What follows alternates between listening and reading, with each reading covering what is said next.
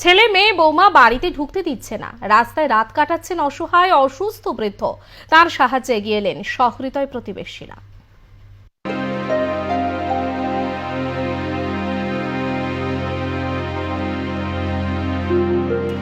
বৃদ্ধ বয়সে এসে সমস্ত মা বাবাই স্বপ্ন দেখেন যে জীবনের বাকি থাকা দিনগুলো সন্তানের সঙ্গেই কাটাবেন। যদিও সেই স্বপ্ন সবার সত্যি হয় না। একেবারেই খাস কলকাতার বুকে এমন একজন বাবা, বা বলা চলে এমন একজন হতভাগ্য বাবা রয়েছেন, যাকে তার বাড়ি থাকা সত্ত্বেও অসুস্থ অবস্থায় খোলা আকাশের নিচে রাত কাটাতে হচ্ছে। তার অভিযোগ, তার দুই ছেলে মেয়ে প্রত্যেকেই থাকা সত্ত্বেও কেউই তাকে নিজের কাছে রাখতে নারাজ।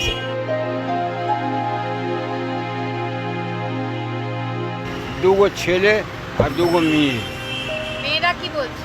মেয়ে তো এখানে থাকে না, एगो मेये राजगीर থাকে, আর एगो छोटा लड़की है जो 39 बस है जहाँ रहता है, तो वो भी नहीं आता है, वो भी नहीं देखता, बोला तुम मरो हमको नहीं देखना है। वो गाड़ी चलाता है। हाँ, दोनों गाड़ी चलाता है ना। বৃদ্ধের অভিযোগ, তার মেয়ে তাকে অভিশাপ দিচ্ছে যেন অতি দ্রুত তার মৃত্যু হয়। ছেলের বউ বাড়িতে ঢুকতে দিচ্ছে না। কেন তাকে বাড়িতে ঢুকতে দেওয়া হচ্ছে না? যখন তার সঙ্গে আমরা কথা বললাম, তিনি কিন্তু জানালেন যে কাজের জন্য তিনি বাইরে থাকতেন এবং একেবারেই সেই কারণে অসুস্থ হয়ে যাওয়ার পরে তাকে যখন হাসপাতালে ভর্তি করেছিল পাড়ার লোকজন, হাসপাতাল থেকে ছাড়া পেয়ে তিনি তার বাড়িতে ঢুকতে গেলে তার ছেলে এবং ছেলের বউ স্পষ্ট তাকে জানিয়ে দেয় যে তিনি যেহেতু বেশ অনেকগুলো দিন বাড়িতে ছিলেন না, তাই তাকে বাড়িতে রাখা যাবে না। অথচ বৃদ্ধের অভিযোগ, এই যে ভাড়া বাড়ি, সেই ভাড়াটাও কিন্তু তার নামে নেওয়া, কিন্তু সেই বাড়িতেই তিনি আজ ব্রাত্য। কোথায় থাকবেন, কি করবেন, কিচ্ছু জানেন না। পাড়া প্রতিবেশীরা কয়েকজন এগিয়ে এসছেন, তারা কিন্তু আপাতত দায়িত্ব নিয়েছেন। শুধু বাবাকে না, ওনার বউকে পেটে লাথি মেরে ঘর থেকে নাকি বের করে দেওয়া হয়েছে।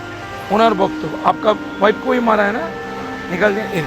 ভাড়ার বিল এর নামেই আছে, দেবানন্দ সিং নেই ভাড়ার বিল, কিন্তু ছেলের বউ ওই ঘরে থাকতে দিচ্ছে। এই ভদ্রলোক আমাদের সাইডে আগে কাজ করতো, 3-4 বছর কাজ করেছে, তারপর অসুস্থ হওয়ার পর এখন কেউ ওকে নিয়ে যেতে চাইছে।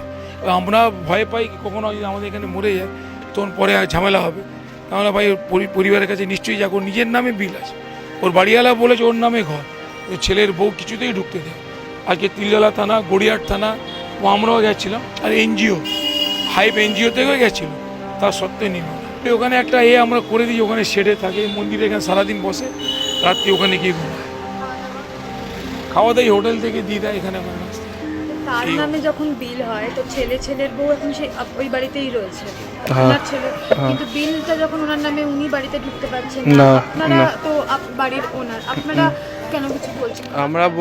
আমরা বলছিলাম আমাদের সাথে ঝগড়া করছে, উল্টো পাল্টা কেস করছে। কি বলেছে আপনাদের সাথে কি ঠিক করেছে? উল্টো পাল্টা কেস করছে, এইসব করছে আর কি,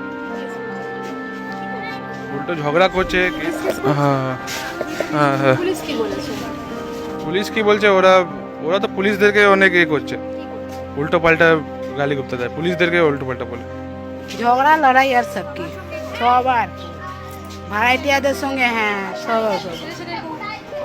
আরে আগে মানে ওর সাউরি উড়ি থাকতো বাড়িতে, ও মারধর করে, ওদের নিজের ফ্যামিলির ব্যাপার, মারধর করে তাড়া ফাড়া করে দিয়েছে তার ওর নিজের সাউরিকে। হ্যাঁ, উনি কোথায় কাজ করেন, উনি থাকেন, আমরা অত জানি না। ওনার দুজনই থাকে, স্বামী স্ত্রী।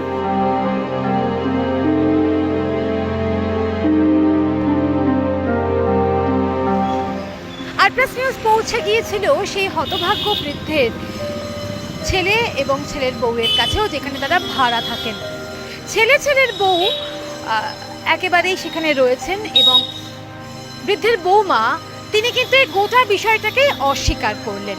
তিনি জানালেন যে তার একটা ছোট ঘর, হ্যাঁ সেই ঘর সত্যিই ছোট, সেই ঘরের ছবিও ধরা পড়েছে আমাদের ক্যামেরায়, বৃদ্ধের বৌমা জানালেন যে তার শ্বশুর মশাই দীর্ঘ 14-15 বছর ধরে কোনো রকম কোনো যোগাযোগ রাখেননি। তিনি তার আরেক ছেলেকেই তার সমস্ত টাকা পয়সা ইত্যাদি সব কিছু দিয়েছেন, কোনো যোগাযোগই তাদের সঙ্গে রাখেননি এই বৃদ্ধ। আজকে হঠাৎ করে তিনি এসেছেন এবং তাকেই সেই ঘরে রাখার জায়গা নেই। আমার শ্বশুরের দুটো বিয়ে হয়েছিল, বুঝেছেন, একটা দেশে একটা এখানে, আর এটা দ্বিতীয় বউ আছে, বুঝেছেন। আর ওনার যখন থেকে উনি বিয়ে করেছে, আমি যখন বিয়ে করেছি তখন আমি ওনাকে এখানে দেখিনি। তা এখন এসে উনি এখানে থাকতো না, এখন এসে জোর জবরদস্তি বলছে আমি এখানেই থাকবো। এখন আমার এইটুকুনি ঘর, আমি এই ঘরে কোথায় রাখবো? বড় ছেলে দুটো ঘর আছে, ছোট মেয়েকে ঘর কিনে দিয়েছে। না, আমি ছোট বউ, বড় বউ আছে, বই দেখুন। বড় ছেলেরা কোথায়? সোনারপুর সোনারপুরে রাধানগরে থাকে ম্যাডাম। তা ওখানে ওই সোনারপুরেই থাকে। আমরা কাউকে বার করিনি, সব আমাদেরকে নিজে দিয়ে ছেড়ে নিজে আমার ছোট ননদকে শাশুড়ি মা শ্বশুর ফ্ল্যাট কিনে দিয়েছে, বড় ছেলেকে জায়গা কিনে দিয়েছে, ওখানে জায়গা বেঁধে 3-4টে রুম আছে, সব এখন নিজের হাত তুলে নিয়েছে। যখন কামাতো তখন আমাদের সাথে দেখাও করতে দিত না, কাউকে কিচ্ছু করতে দিত না। আর এখন সব যখন পড়ে গেছে, এখন সব নিজের হাত তুলে নিয়েছে। তাহলে বলুন আমরা কি করবো? যে ভাড়া বাড়িতে তারা রয়েছেন সেই বাড়ির মালিকের ছেলে বা যে এলাকায় তারা থাকেন পাড়া প্রতিবেশীরা, তারা কিন্তু ক্ষোভ উগড়ে দিচ্ছেন এই ছেলে এবং ছেলের বউয়ের প্রতি। কেন সেই ক্ষোভ? কারণ তারা বলছেন যে তাদের ব্যবহার অত্যন্ত খারাপ।